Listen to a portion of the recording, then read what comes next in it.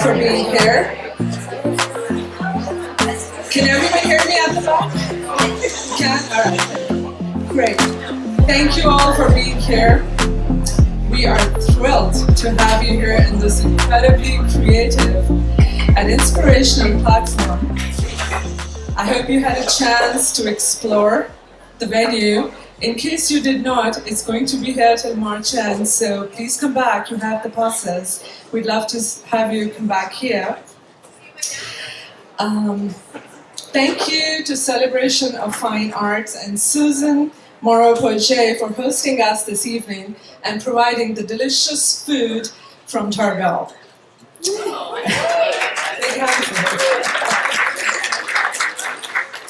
Now I'm excited to introduce our incredible speaker, Joe Polish. Joe, as many of you know, is the founder of Genius Network, one of the highest level groups in the world for entrepreneurs. He has helped build thousands of businesses and generated hundreds of millions of dollars for his clients. Joe also hosts 3 of the top-ranked marketing and business podcasts, has produced an award-winning documentary, and has authored several books. And he also has his books at the end of this session for you all here.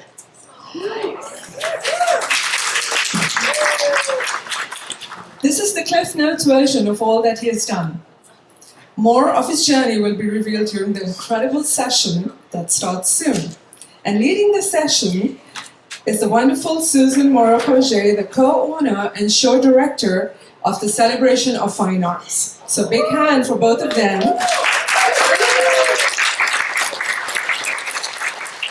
Celebration of Fine Arts is the longest running art show in Arizona. Like Joe, Susan has also helped countless professional artists build successful careers in the art world. With that, I will turn things over to Susan and Joe. Enjoy. All right, hello everyone. Nice to be here. Okay, so my name is Joe Polish, like nail polish or shoe polish, and Susan is a dear friend, and we met here. Yeah. How many years ago was that?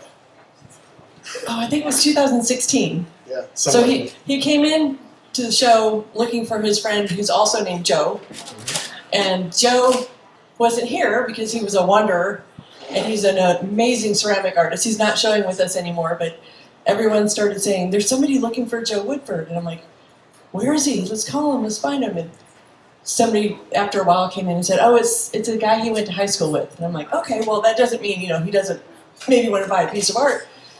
But so Woodford arrives, and they start talking, and Woodford brings Joe into the office, and he's like, oh, you have to meet my friend Joe. He's like this amazing entrepreneur.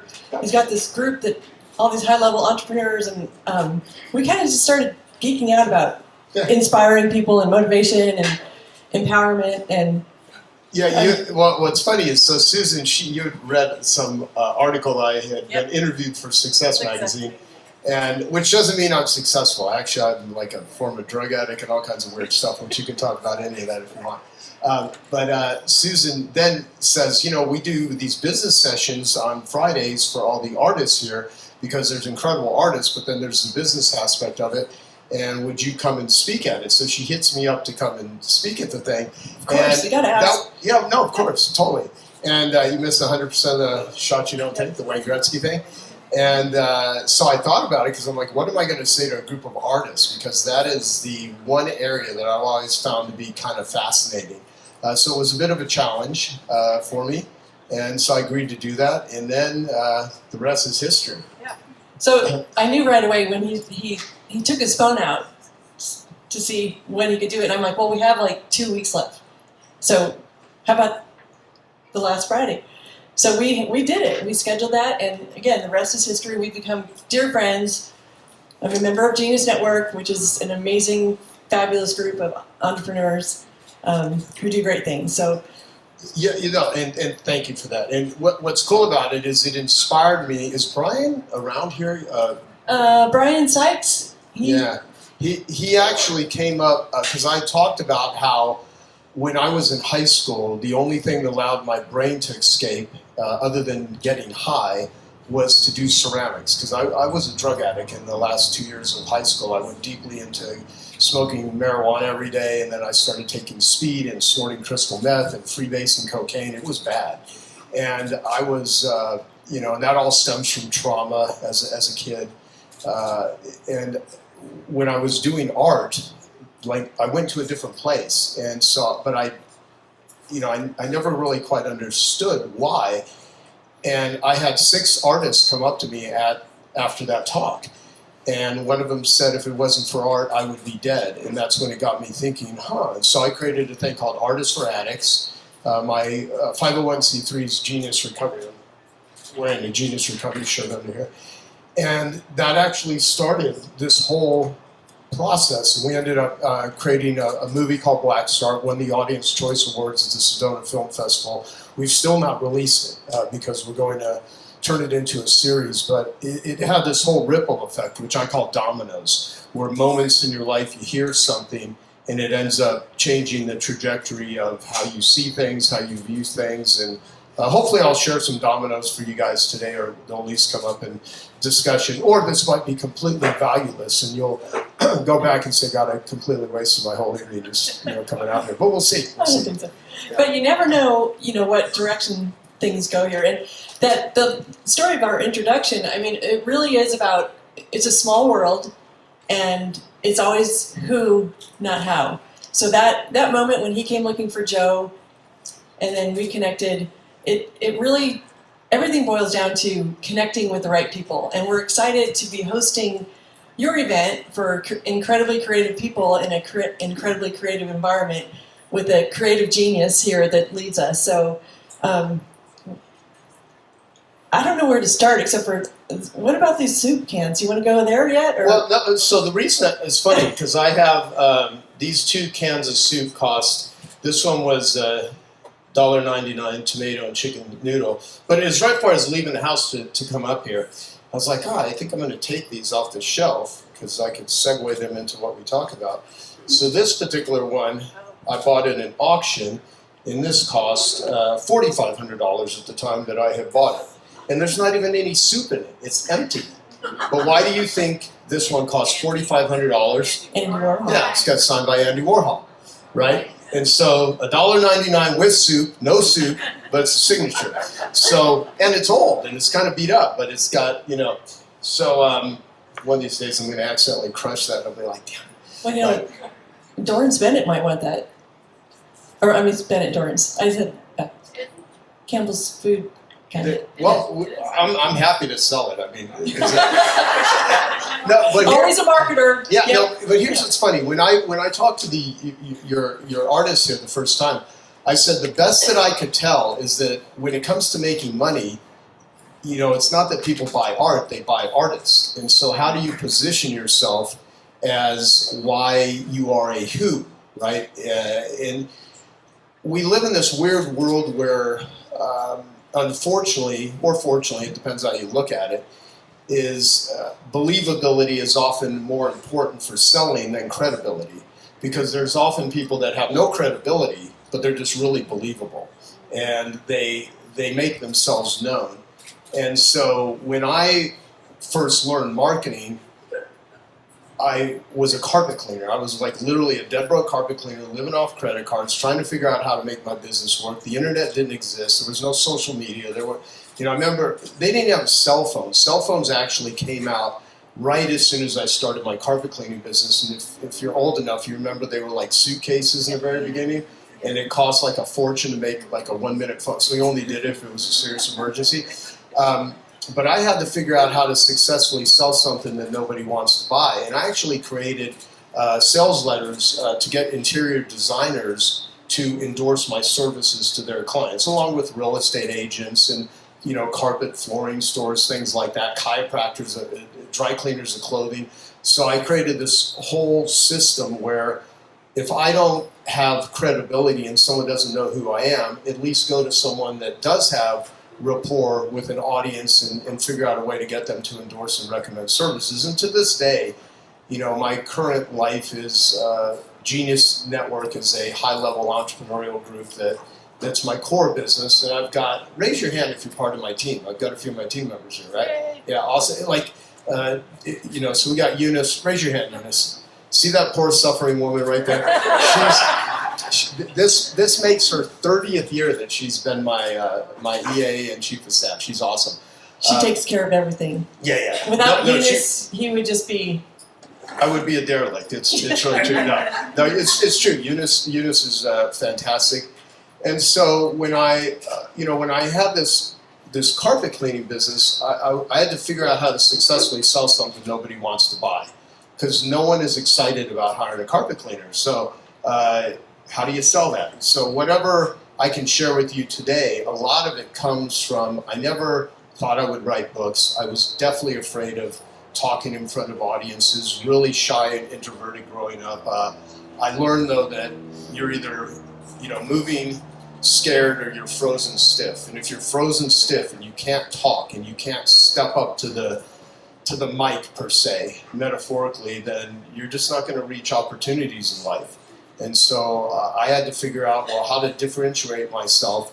And I'll share this one story that you've heard before. I've written about it. It was probably the most important meeting that I had early on in my career. And to this day, I still get into this situation in my own business. So, because I think all humans, myself included, have alibis where we just make excuses as to why we can't do something, or learned helplessness. And I'm masterful at finding situations where I'm really helpless and I can't figure it out. And then I think about this quote from this book called The Book of Survival by Anthony Greenback. And me and Kat over here, he's helped me organize some stuff. The other day we were looking at this book, The Book of Survival, written by a guy named Anthony Greenback. And there's a quote that says, in order to get through an impossible situation, you don't need the mind of an Einstein, the reflexes of a Grand Prix driver, the muscles of a Hercules. You simply need to know what to do. And so if you don't know how to make your business work, or you don't know how to figure out a relationship issue, your kids are, in trouble, whatever, you're in a really crisis situation, there's usually a way out. There's usually an elegant solution. There's usually a way to reach an opportunity that we cannot, in our current state, figure it out. So I'm always in the search of well, what do you actually do? How do you figure it out? There always is a way. So my current business, I have Genius Network, which is a high-level entrepreneurial group. I have an addiction recovery foundation, which is called Genius Recovery. It helps me with my recovery tremendously, and I think we help a lot of other people. I have equity in over 35 companies. I own the ghost town of Cleator, Arizona. So if you've ever been to Cleator on the way to Crown King, we're restoring a whole ghost town right now. We should get a bunch of designers up there to say, what the hell do we do with this place? That would be great. Yeah. And I sit on You the have to board find of that YouTube. What's You that? have to share the YouTube. Oh yeah. The Peter Santinella, who I does. just watched it. Did you watch it? Yeah. Okay, yeah. It's so good. I love it. Yeah, thank It's you. great. Yes, it's got about 900,000 views. It came out a week and a half ago, and we're getting so many people calling us right now, wanting to do stuff with us in our ghost town. And so I own that with a couple partners. We do events with artists. Yeah, I mean, you should see the art there. It's incredible. And then we took one of our companies public, which is called King Global. So I sit on the board of a public company, and I'm a busy guy, and it's ridiculous because I'm ADD and I'm excited about a lot of things. But what I wanted to say was, when I was broke and I was struggling, I hated my carpet cleaning business. I wanted to get the hell out of it because every day I would wake up and I would just look in the mirror and I would be like, "Good morning, let the stress begin." And I would then go throughout the day and I couldn't pay the bills and I was, but I had this entrepreneurial fantasy, like, damn it, I don't want to go work for somebody. I want to figure out how to make my business work. So I went about $30,000 in debt back in 1992, and back then that was a lot of money. And, I just got to the point where I'm like, I hate this. This sucks. I do good work. I care about my clients. I'm just... it's not working for me, so I need to figure out how to go into some sort of other business where I could make it work. So a friend that I went to high school with called me and said, my buddy Pat over here, not different Pat though, but my buddy Pat, you're the last remaining guy from high school I think I've been like hanging out with. So is that good or bad? yeah, both, yeah. If you want to hear weird stories, I used to do drugs with this dude in high school too. It's great. It's ridiculous, yeah. You can verify all this insanity is true. But so we go on this, and I'll do this, and then we'll get into the Q&A. This is a good story. Yeah, I think it'll be helpful for you. So he calls me up. He's like, "Did you want to go jet skiing?" And when you don't have any money, it's hard to entertain yourself when you're broke. Like I needed to work. I had to barely pay my bills. And I was like, "No, I'm busy. I got work to do." And he said, "Well, one of the guys that owns the jet skis is this really wealthy real estate investor." And so that piqued my interest. So maybe I'll go out on this jet skis trip with this rich real estate guy. And I'm in my early 20s. And so I go out to Saguaro Lake, and I drive this piece of crap pickup truck that I had, this Chevy Love, spelled L-U-V. Remember those things? Yeah. So I had one of those. I drive it out to Saguaro Lake, and this guy, I finally had an opportunity to sit on the tailgate of the pickup with this rich guy. To this day, I wish I knew I could remember his name. I would thank him profusely for the advice he'd given me. So I'm sitting on the tailgate, and I told him, "I have a carpet cleaning business here in Arizona. I hear you do really well in business, and maybe I could ask your advice. I want to go into another business to figure out how I can, have a more successful company, and was wondering if you have any suggestions." And he goes, "Well, tell me about the business that you're in." He's like, "Is there anyone in the business you're in that's doing well?" And I said, "Well, yeah, there's a couple of companies in the Phoenix area that are doing over $1 million a year, and that's a lot of money, and so, but I'm small. I just kind of have been doing it that long." He goes, "Well, if there's other people in your business doing well and you're not, there's nothing wrong with the business you're in. There's something wrong with you." And I was like, "Well, shit, that's just not the motivational speech I was looking for." And I go, "Well, I'm certified. I've gotten trained. I don't do bait and switch advertising, which a lot of these companies do.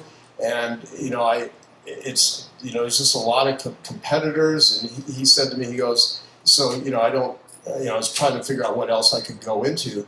And he said, "Well, if you want to go into another industry, you're going to spend another 6 months, another year, another 2 years learning the technical skills of another business, so you can go out and repeat the same bad business habits that have caused you to be failing in this business." I mean, the guy wouldn't let up on me, right?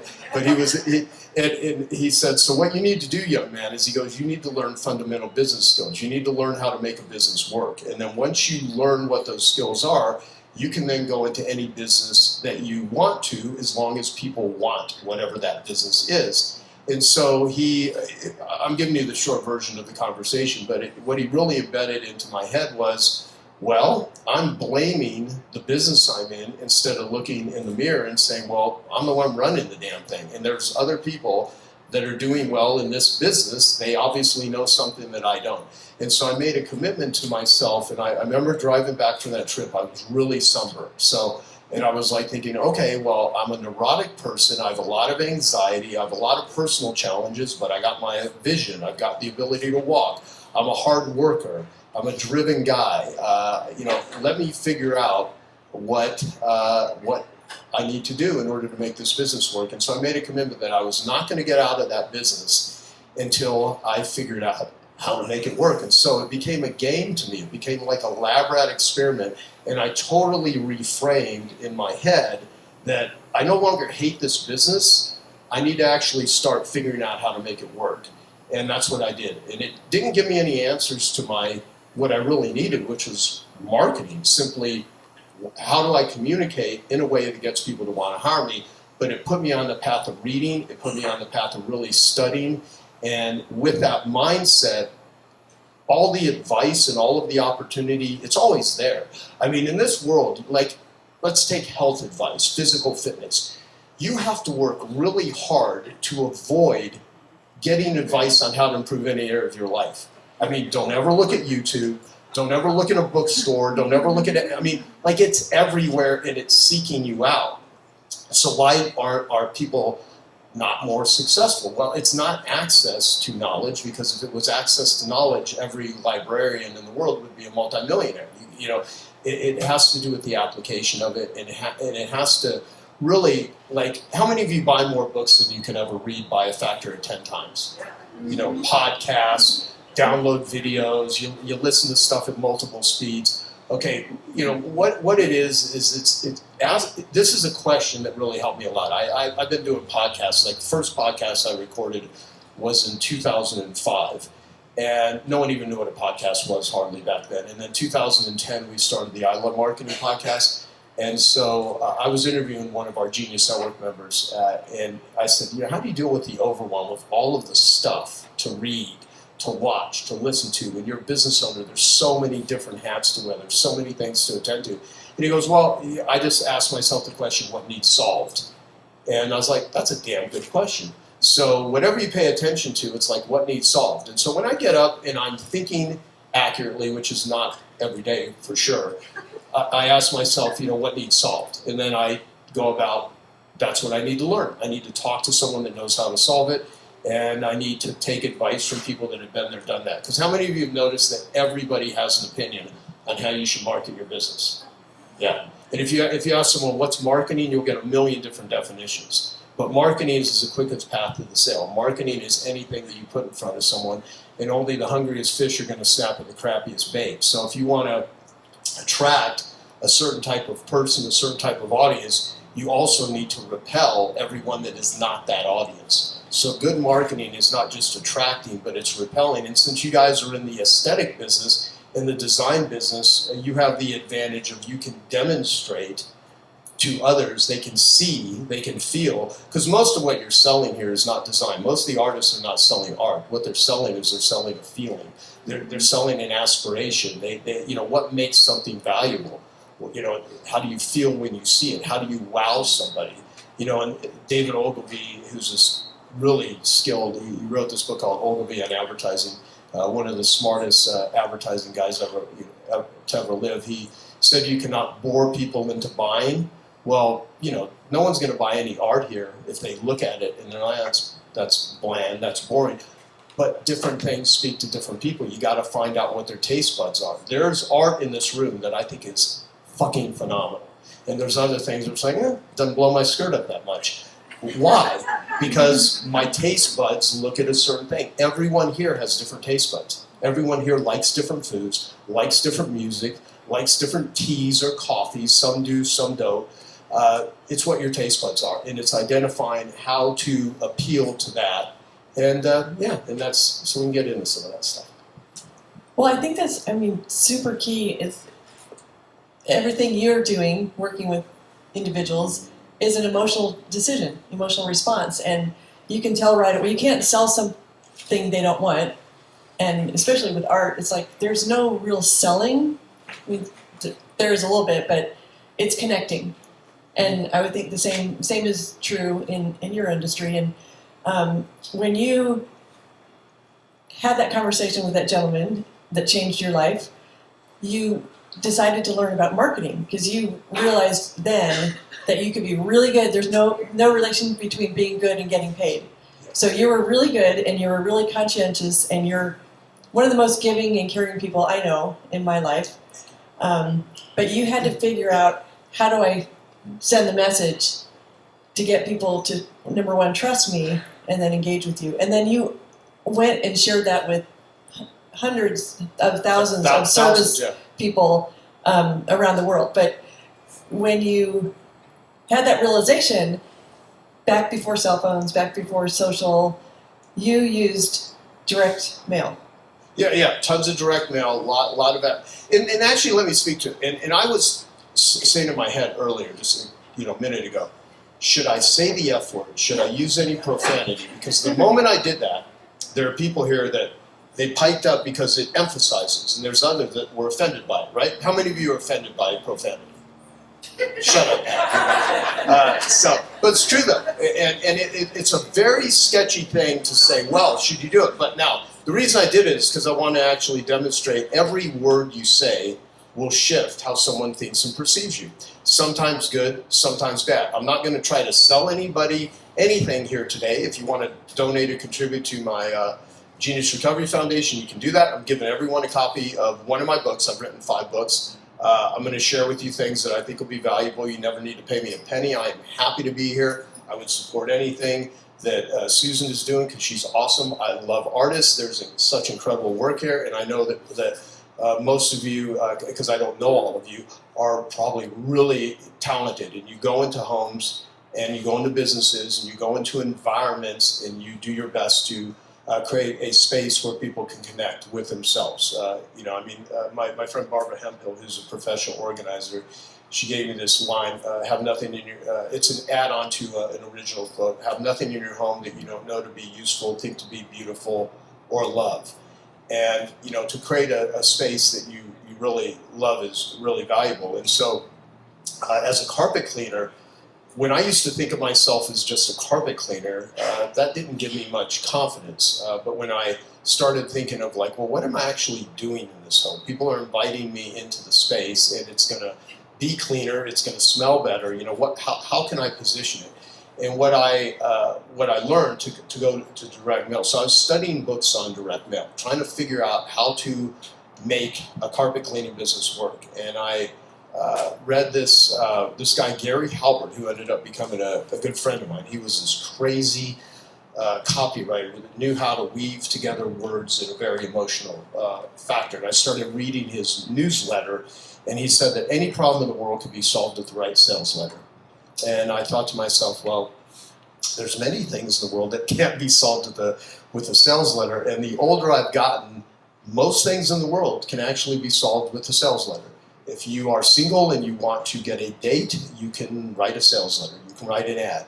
If you're in a relationship you want to be out of, you can write a letter that probably can get you out of that relationship. If you have a child that needs a kidney transplant and you have the ability to write a good ad, you have a better chance of your child getting a kidney transplant than someone that does not. So there, you can start wars. You can, there's all kinds of things that you can do with words. And so my first marketing tool was a consumer's guide to carpet cleaning. And by the way, I'm going to talk about carpet cleaning. And if you're thinking that I have a really high-end interior design business, what does this have to do with my business? Because the biggest sin that you could ever commit is thinking my business is different, my clients are different. I mean, I know a lot of very successful people. Most humans are the same. Sight, sound, taste, smell. I mean, they respond to the same human stimuli as almost everyone else, just in different ways. So first, let's start with this premise for any of you that are taking notes. The number one question in almost all consumers' minds is, who can I trust? Who can I trust? So your job as a business owner, as a marketer, to put on your marketing cap, is to establish rapport. And rapport is trust with comfort. So they don't just trust you, they feel comfortable with you. Rapport you can establish pretty quickly. Trust takes time. You can do small talk, you can be, and I'm not very good. People actually think because I've written a whole book on how to connect and develop relationships, people think I'm like this really good schmoozer. I'm really not. If you come up to me, I'm constantly uncomfortable, and you wouldn't know it if I didn't say it, but I'm not good at cocktail parties. When I say I'm not good, no one would even know I'm not good. I just don't feel good. It's just kind of like not my thing. But when I develop trust and rapport with someone, then I feel comfortable. So I think most people are walking around kind of, hesitant and, worried about how they look, how they feel, what they're going to say. Are they going to say the wrong thing? Any of you remember that song, I'm 18 by Alice Cooper? I'm 18, I get confused every day. I'm 18, I just don't know what to say. I'm 18, I got to get away. Well, I just turned 57 years old, like February 4th. I mean, I still feel that way. And Alice Cooper's a friend of mine, but it's like, it's still that sort of stuff. So the number one question is, who can I trust? Because people are like, well, who do you trust? There's so many people out there. I'm going to hire an interior designer. Which one's the right one? What's it going to cost? All that sort of stuff. So same thing with carpet cleaning. Who can I trust? And so at the time, everyone was advertising price. How much it's going to cost per room. And to this day, you see a ton of price advertising, $5.95 a room. And those are all bait and switch carpet cleaners, by the way. No one really cleans carpets for $5.95 a room unless they do high pressure selling. So I hired a copywriter. I didn't have any money. I was living off credit cards. So I borrowed $1,800 on a credit card in 1992 to get a copywriter to write my very first sales letter. And we spent a month, and I was teaching this guy all of the stuff that I knew about cleaning carpets. And so I could put together a consumer guide to carpet cleaning. It was my very first sales letter, and it's called Education-Based Marketing. So what I'm going to share with you is education-based marketing. One of the best ways to market and advertise what you do is to teach people that don't know how to make a buying decision how to make a better buying decision. Teaching them what it is that they don't know that they don't know. It's not what they know, it's what they don't know that they don't know. And so I created Consumer's Guide to Carpet Cleaning. Read this guide and discover 8 mistakes to avoid when choosing a carpet cleaner, 7 questions to ask a carpet cleaner before you invite them into your home, 6 costly misconceptions about carpet cleaning, crawling critters and crud, a guide to the slime, grime, and livestock that's seeping, creeping, and galloping through your carpet, how to avoid 4 carpet cleaning ripoffs, the difference between value and price, how to get your carpet cleaner to 100% guarantee their work. And then they would open up this guide, and it said, "Dear homeowner, choosing a carpet cleaner isn't easy. Why? Because you're bombarded with confusing claims, simply bad information, near worthless methods, unqualified technicians. How do you ever find a qualified, competent carpet cleaner? You start by reading this guide. Now, with this information, you can make an informed, intelligent decision." And that's it, because people don't want to make an uninformed, idiotic decision. They want to make an informed, intelligent decision. They want to feel like they're smart. And instead of just saying, here's who I am. Most advertising, it's so funny. Like, how many of you are influencers? Or would you ever call yourself an influencer on social media? Scott over here, I'm an influencer. Now, look, as people go and build brands, which I have such a tough time with the word brand, because the brand is not what's in it for them, it's often what's in it for me. So the name of my book, the book that I'm giving everyone, is What's in it for them? Which is the number one question that people have in their mind when somebody's trying to sell them something. Exactly. Yeah, no one cares about you. No one cares about me until I give them a reason to care about me or something I have to say. Or it's about what's in it for them. So everything has to be focused on what's in it for them. So all of the messaging is not how cool you are, or how great you are, or how many years of experience you have. All of that's wonderful if it ties into a benefit, because a feature is what the product or service is or what it does. The benefit is what it does for the person that's using it. And pain selling is actually far more effective than benefit selling. Like, here's all the benefits. Well, here's the pain that you're going to endure if you don't get this thing or meet with me or do this thing. So fear of loss is far more of a motivator than opportunity to gain. So when I created this consumer awareness guide, people would call me up and they'd say, if I got any calls at all, how much you charge? And I hated that question, because it's like, all they care about is price. I really believe that's all people care about is price. And it's like, well, every consumer has a criteria for making a buying decision in a capitalistic society, and it's called price. And if they have no other criteria on how to make a buying decision, they're going to default to the only one that we all know, which is, how much does this stuff cost? How much is this going to cost me? And another question I cannot stand, which I know a lot of people in probably the design business say, or in all kinds of different businesses, what's your budget? I hate that question, because it's like, how much money are they willing to spend? And let's figure out how to spend all of it, maybe exceed it a little. And so it's like, what's my budget? I mean, I will spend as much money as I have if it's compelling enough. So here's something I want you to write down if you have something to write with. So my buddy Dean Jackson, who I do the E.L.F. marketing podcast with, he invented the squeeze page in 1997. That's where you go to a website, you enter your name or email, then you go to the next page, and that has become the modern day opt-in page. He invented it. And so hundreds of millions of websites have this on their, they have opt-in pages now. So he has this great line where he says, a compelling offer is 10 times more powerful than a convincing argument. I'll say it again. So a compelling offer is 10 times more powerful than a convincing argument. If you are trying to convince people to do business with you, that is an uphill battle. If you are compelling, like, anyone remember the last car accident they drove by? Can you think of it in your mind, or there was like a wreck? I remember one yesterday. So traffic slows down, you know, everyone's like, these idiots, and you know, they're going slow, and then as soon as they become one of those idiots and they slow down, because a car accident is compelling. You cannot not pay attention to it. So what are you saying or doing in your business that is compelling, if anything? And I had to figure out how to do that with carpet cleaning. That's really hard. There's not a lot of stuff that I could think of that is compelling in carpet cleaning. But what I could do is I could educate people. So I used to do trade shows where, you know, like the Home and Garden Show, and there's so many more things that are more exciting than a carpet cleaner. And so I was like, well, I can sit and talk about fibers, and I can talk about, you know, all kinds of different stuff, you know, pH factor of the, you know, different cleaning chemicals that I'm using. But what I did is I got a big banner that had everything I'm saying was very difficult back in 1992. And when people whine today about how hard it is to write a sales letter or to lay out an ad, I'm like, do you realize in the 1970s, if you wanted to lay out a full-page ad, you had to use an X-Acto knife and whiteout.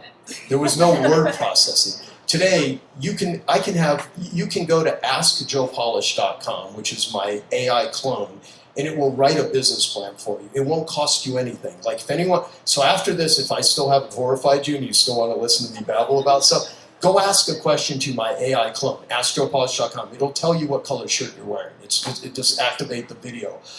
It'll help you write a sales letter. It'll help you you can do all of this stuff with AI today, but back then it was a real pain in the butt to do. And so, you know, so what I started doing, so I started educating people on how to make a buying decision. And so instead of advertising price, I started running ads that said, warning, don't call any carpet cleaner to listen to this free recorded message. Call anytime, 24 hours a day, 7 days a week, learn 7 questions to ask a carpet cleaner before you invite them into your home, or how to avoid 4 carpet cleaning ripoffs. And people are like, well, I didn't know there were 7 questions to ask until I let them know that there's 7 questions to ask. You know, 6 costly misconceptions about hiring an interior designer. Mistakes to avoid when choosing an interior design business. Are you into mid-century modern? Don't call any designer until you know, click on this QR code. Whatever. I mean, all of this is formulaic. What isn't formulaic is most people are so caught up in how many years they've been in business, how many certificates they have, who they're, you know, what they just brag instead of talking about what's in it for them, which are the fears and the misconceptions and the concerns that people have of making a bad decision. And how many of you have been hired to come in and fix the mistakes that someone made prior, and that's what you were hired for? It's probably all the time. No one's who is not. Who is so perfect that they've, you know, and you know what, I've never said here, how many of you never raise your hand no matter what question you're asked? So, and by the way, we will do Q&A, and you can ask anything, and there's no such thing as a stupid question. There's just stupid people that ask questions. Okay, that was a joke. Okay, let's continue. Okay, so one of the things that we talk about a lot in Genius is, and what that book is based on, is listening, so that you understand what others' needs are. I mean, you did a great job with informing them of what they didn't know, but then the next step is, you know, listening and making sure that you are the right one to meet their needs. And I think obviously trust is essential in interior design, trust, and they want to feel inspired by what you can do for them. So those things are, I think, you know, you have to listen to what they want, target to make sure that you're the right person to deliver that. Because sometimes you might say, you know what, I know somebody who could better serve your needs. And that always comes back to you, you know, when you give, life gives to the giver. Right. But so listening is super critical. And how do you recommend, you know, they fine-tune those skills? Yeah, first off, look for the pain or find the pain and exasperate it. As weird as that sounds. Did I even finish my thought about the trade show package? I might have just went on some 80. You didn't. Moron. If I start down like I'm so distractible.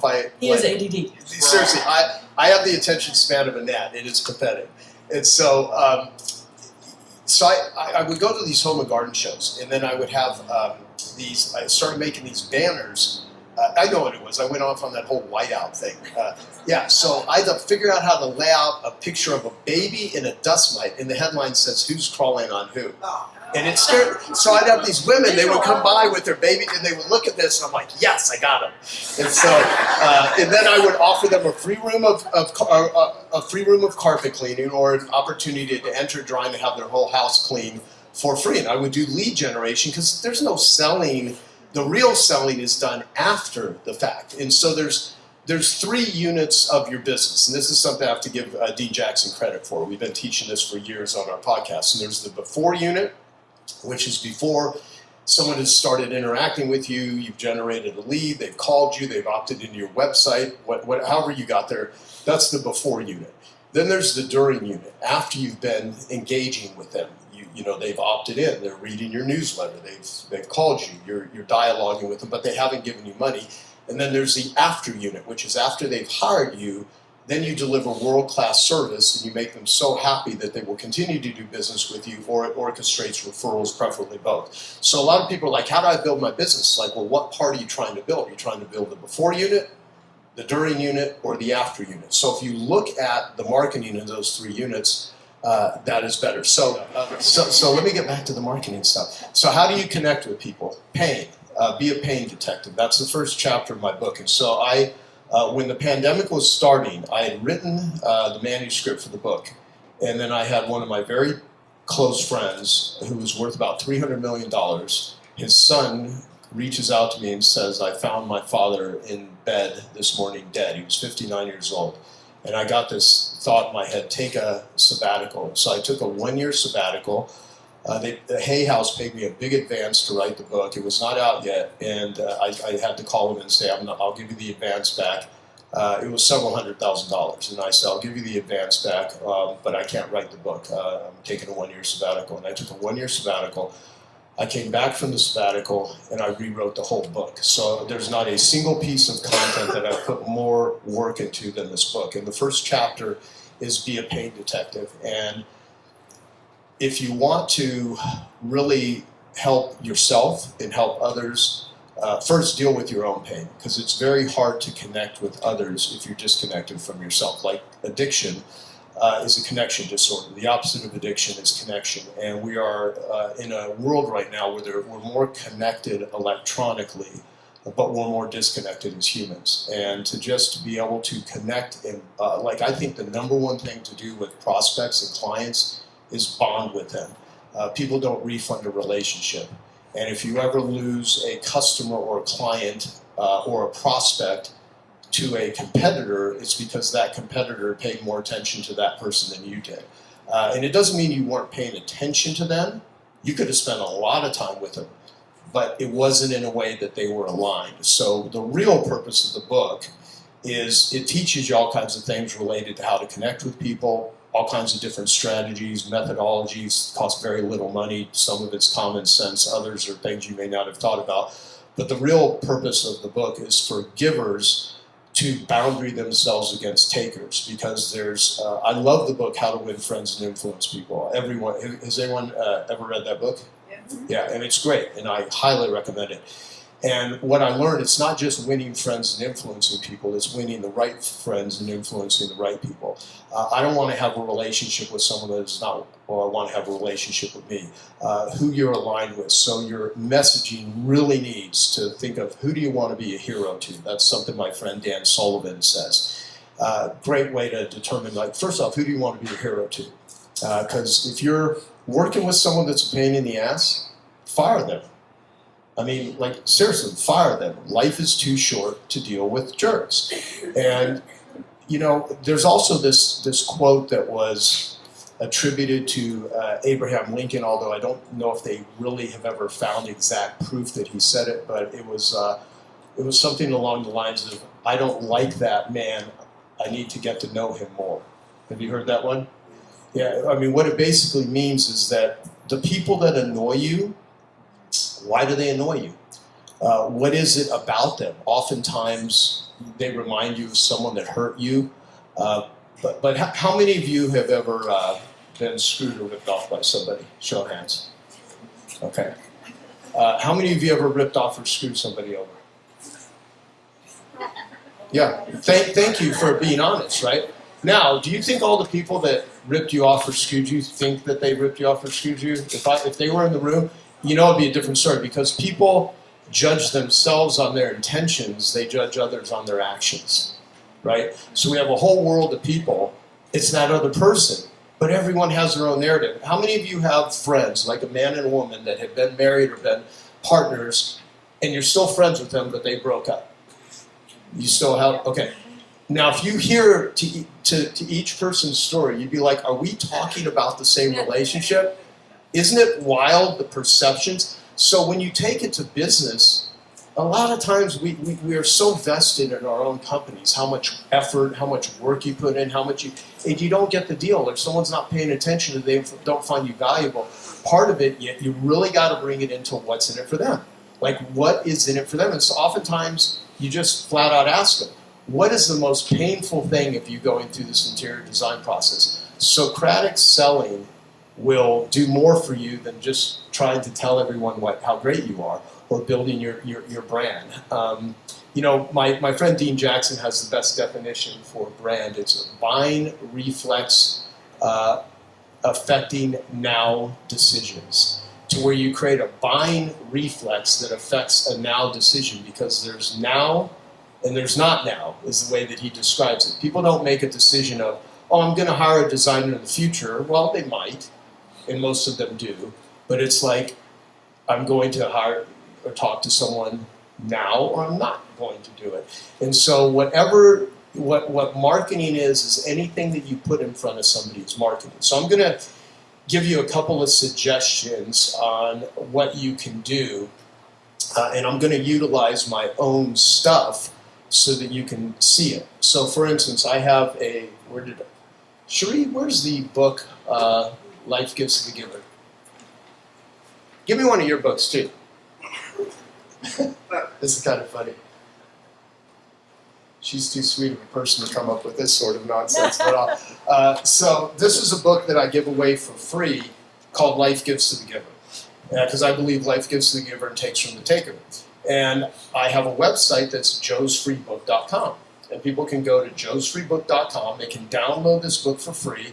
If they want the physical copy, they can pay for shipping and handling, and I send it to people. Now, tons of people give away free books, and usually it's a crappy book, and it's going to put them into an upsell funnel that's going to hammer them on, you're not going to get the good stuff until you give us money.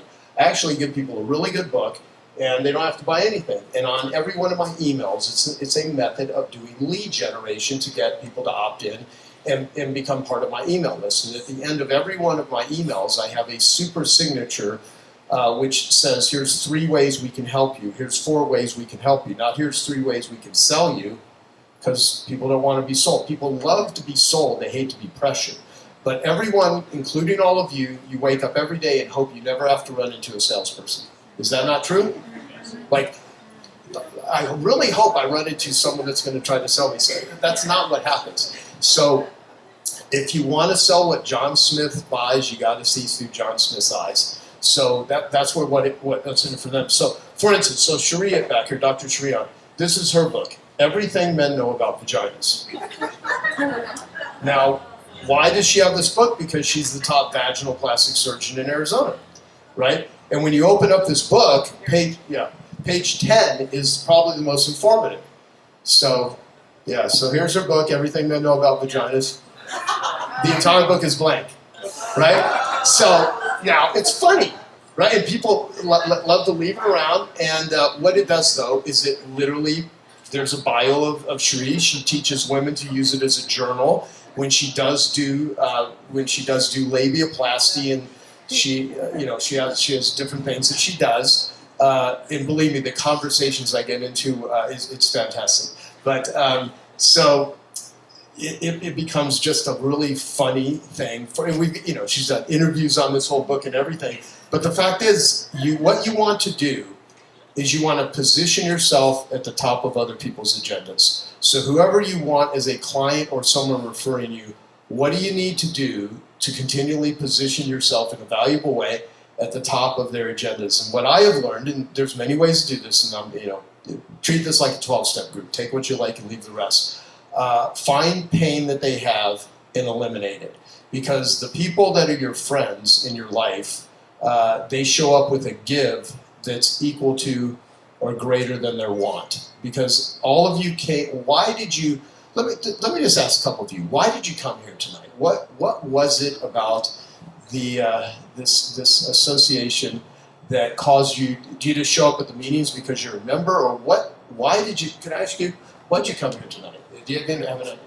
Well, to hear about what you have to say, because we're big in personal growth, Okay. and it seems like that's where you're headed. So we want to hear from the expert. Okay, great. And what about you? Why'd you come here? Well, I'm an artist and I'm a member of ASID. And when I heard that the meeting was going to be here, I'm like, oh my gosh, can't wait. So yeah, a lot of great artists and all these designers are amazing. Who is the most amazing designer here? If you just had to pick one. Because I want to know who that one is. I can think of like top 5. Top I can 5? think of top 5, but I'm not going to say because they're all amazing. And it's kind of like art. Like we're all, I am an artist, so Laura's an artist. Denise is both management, but I feel like looking at the art, like that's Ray Tigerman, like oh my god, it's so amazing. And look at that one with the clouds, like every artist is different, and that's like designers, like we're all different, we have a different style, and it's how what you're saying is like you're gonna click with somebody, right? Right. Awesome. Let's ask this guy over here. How about you? Why'd you come? Well, to appreciate the art, as you were saying, I'm a graphic designer, but I'm also an artist. And I came here because interior designers, I brought my little portfolio. And it's because interior designers is really my market. I'm trying to sell prints that I've created for primarily commercial, but also residential. And I feel like I'm creating prints that are kind of like within the budget of many interior designers. And I'm happy to show anybody who would like to look. Perfect. So there's a lot of people here that could give you money. How many of you, your greed glands are pumping and you just came here because you want to make more money? That's really the truth. And I sold one to a wonderful young designer who's an independent guy a couple of months ago. It was my first sale. I was really happy about that. Awesome. Well, look, I mean, you just, what about you? You got anything?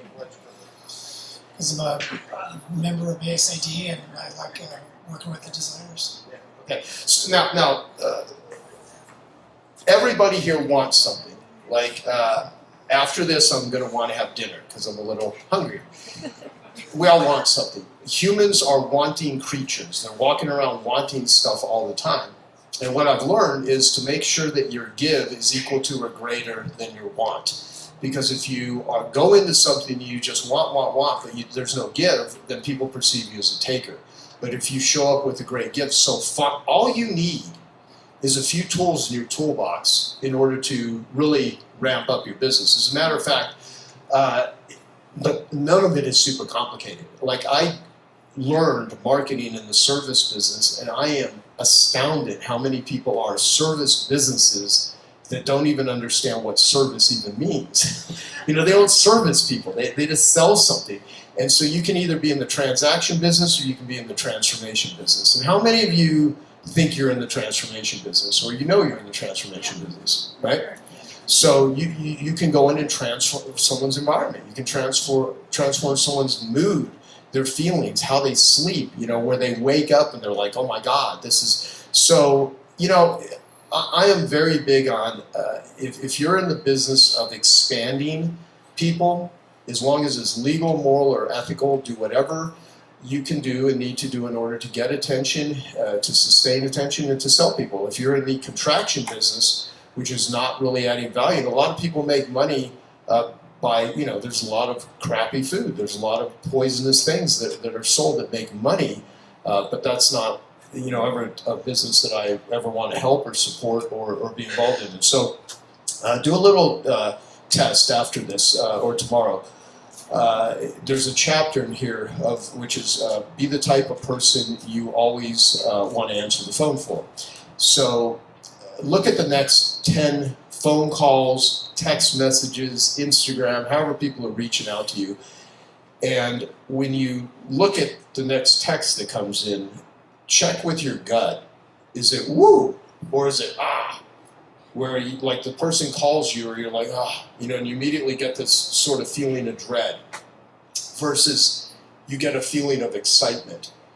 And what people want is more woo and less ah.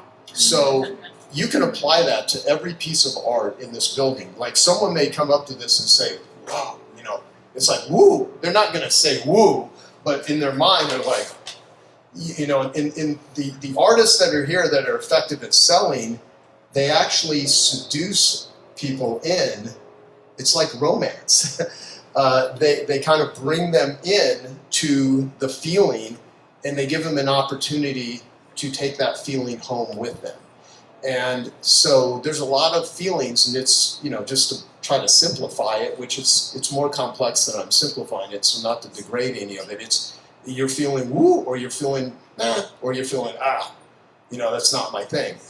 And when you really hit that feeling of woo, now if you have a handful of people that every time they hear from you, they're like, this person is a giver, this person is valuable, they will not perceive you as a pest, they will perceive you as like a friend. And that's what you want. And so whatever you're marketing, whatever your messaging is conveying, that is what you want to look at. And everyone has that, but oftentimes they're so busy doing other things that they are not paying attention to what are the parts of you that are magical. Because any really skilled person, and truthfully, being a designer, you're an artist. I mean, you have to be, right? And an artist is an entrepreneur. I mean, the original definition of the word entrepreneur, the first recorded use of the word entrepreneur was in 1804 by a French guy named Jean-Baptiste Say, and he said an entrepreneur is an individual that takes resources from a lower yield to a higher yield, takes resources from a lower level of capability to a higher level of capability. And when you can take a person that is here and make them feel better here, make them more confident, make them more excited, allow them to, for a period of time, put away their anxieties and their fear and their challenges and their pain and their hurt and feel hugged and feel loved and feel connected. That's entrepreneurship. That is making something better. And so I think artists that look at themselves, I'm an artist, I don't have business skills, it's like that's learned helplessness. That you're framing it. You know, when I was like, I'm just a carpet cleaner, I'm in a business that sucks, I'm, you know, externally it's the outside world that is controlling my destination. And when I learned that I could weave together words and I could write and add, see the difference between a $1 bill and a $100 bill is the message on the paper. Same paper, same ink, why is one 100 times more valuable? Soup can for $1.99, soup can for $4,500, right? It's a message on the paper. Your website, your business card, your social media, the way you dress, your portfolio, anything that you're putting, you know, why is one painting in this place? There's probably some in here. What do you think the lowest price painting that you see? A few $100s? Yeah, or really small, nice $50 painting, but What's the most expensive piece of art that you can recall selling in here? 120,000. Okay. Why on earth would someone pay $120,000 for, you know? Because they liked it. Exactly. Doesn't matter. It doesn't. The fact that they, you know, yeah. And they could. But I keep going back in my mind, the concept of alignment. I think, again, people are inviting you into their home. They're trusting you. You're going to create a space that they feel joy from. So I think that alignment is really important, and that's the unique ability. And again, you write the description of your ideal client, and then you'll attract it. Because how many of you have had difficult clients that you kind of wish you hadn't taken on? Anybody? And then on the opposite end, how many of you have clients who you've fallen in love with and become dear friends because of the process? We all want more of that. And that's your unique ability that you share with them that bounces right back to you. And that circles back to life gives the giver and what's in it for them. And I heard a song this morning. I had not heard it before, but it had two lines that stuck out. One was, I don't want to hear, I want to listen. And I don't want my eyes to see, I want my eyes to create a vision. And I think in this setting, with what artists do, and we all like to give that vision, but that's what you're really delivering to people. So I think, again, those things just kind of circled in my head. No, well, let me say something here too. So what Susan has created here is an environment, because I've talked to many of these amazing artists. I mean, I think this place is so cool. And I've spent quite a lot of money at this place over the years. And I have more art than I actually know what to do with. And I will still often buy stuff, even though I don't quite have a place for it, because in the moment, it got me excited. And so I've had a lot of artists say to me how impactful you've been to their lives here. Like, you have created a place where oftentimes they don't know how to position or package themselves, and you do all this stuff to bring an audience, and people come here, and you've created this economy for all these different artists. And how does she make money? You take a percentage or however you're doing it. I mean, actually, this is an illicit drug operation is really what's going on. No, but sort of kind of is, but the drug is art. And so, you set it up in order for people to do this. So, Position for success, yeah. Exactly. And so your job is to position yourself. And so you first get paid for what you do. And if you're really good at what you do, you then start getting paid for who you are. And when you develop that level of reputation, then you're getting paid for who you are. And in the beginning, it's your job to establish credibility and stuff. And by the way, how are we for time? Because I've not been keeping. We're just about at time. Okay. Do you want to shut me up then. Well, I just want to make sure if we have any other questions, Do we have time for any questions from anyone? If anyone has a. I'm trying to do it real quick. Here, Thank you so much for sharing, Joe, and hosting Susan. This is the perfect environment. So just curious, what's next for you, Joe? And you have evolved to such an inspiration for everyone. So what's the next level for you? Well, thank you. I think there's two people, though, that are not very inspired by me. They're just looking at me like, I feel very bad about this. No, thank you. Okay, like here, it's funny. Like I got these recovery kits. We sell these for $24.95. They're physical recovery kits. We're going to put this into a partnership with Kroger Pharmacies. We're going to put these in pharmacies all over the country, and we're also going to sell them to institutions, organizations, distribute them, and our goal is to change the global conversation about how people view and treat addicts with compassion instead of judgment, and find the best ones to treat with their efficacy and share it with the world. So I spend about half my time on things related to addiction recovery. I don't pay myself a paycheck. All the proceeds from my book go to Genius Recovery. I want to save 20,000 lives a year, the 100,000 plus people that are dying from opiate addiction. And so, and it sounds really nice, and I think it's a good thing to do, because it'd be a terrible use of my marketing skills to just try to teach people how to suck more dirt out of carpets. But it's not because I'm some philanthropic angel. It actually helps me in my recovery, because I was a really bad addict. I was raped and molested as a kid. I was paid money not to say anything about it. I had a lot of trauma in my life, and I spent a couple of decades, even though I made money, I became a millionaire before the age of 30 by on all external measures. I had financial success, but I had so much internal angst and so much internal pain. I was such a disconnected person, so that's why I'm so big on connection. And so there's so many people that are suffering and struggling, and we have so much addiction in the world right now that I really want to focus on that. And that will last hopefully long after I'm on this planet. So that's what I'm trying to do. That's the most important thing for me. Thank you. Any other questions? There was somebody over here. You're such an underachiever. I know. Thank you. No, I just wanted to say thank you for being here. This has been a great event, very inspiring, but very curious what became of your cleaning company. Oh, well, I sold it in 1995, and then I created Piranha Marketing and I started teaching carpet and upholstery cleaners how to build and market their businesses. So in the 90s, I started, and I've had over 12,000 cleaning and restoration companies that became members to this day. We still have a lot of them. I don't pay much attention to that. I'm really thinking about resurrecting a lot of. I mean, we have a lot of these people that are still clients. But I built the largest training organization in the world for carpet and upholstery cleaners. I was on the cover of all the magazines, which never really got me dates and bars or anything. But it was, I should have been a rock star. It would have been such a cool business. But in the 90s, I licensed my marketing materials to printers, painters, florists, jewelers, hair and nail salons, home remodelers, pest control. And so we were literally selling millions of dollars worth of marketing courses.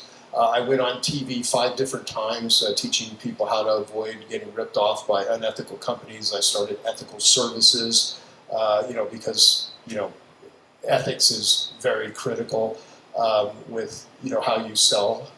There's so much scumbags that are in the marketing world. So like hype used ethically is massive enthusiasm for what you're selling. Hype used unethically is lying, misleading, bullshitting people. So. Just taught a bunch of stuff, and I did all niche marketing for service businesses for the first 10 years. And then in 2004, I did my first general marketing program with a company called Nightingale Conant that did audio learning programs. Some of you may remember Nightingale. My program with them was the #1 selling marketing program of all time. That was sold. So from what we can trace of the ads and campaigns that my company and I created, it's several $billion. So we've, involved in a lot of different stuff. And today I want to be involved in the health stuff. So I'm co-producing the Maha films with Jeff Hayes on Maha, on addiction, on medicine, on exercise and food, on longevity. So, just distribution. Then my ghost town, all kinds of crazy stuff there. But the carpet cleaning business, I hated it. Remember I told the jet ski story? But I love the marketing aspect. So I sold that company. I was like, I think I can do a better job because I just for some reason really liked that you can change the headline, you can change the words on paper, and it would totally change the results. And so that's what happened to it. And still have a lot of those people as clients. Yep. I really wish we could find that guy. I know. No, I've tried. I have a lot of Let's put people. an ad up for it. Yeah. Well. We'll put AI at work. You know what? Maybe with Pat we should. We can try to find what happened to that dude. Pat Wallstead was the guy that actually invited me. Remember, I haven't talked to him in years. Thank you so much, Joe and Susan, for the enlightening discussion. Did you guys learn something inspirational today?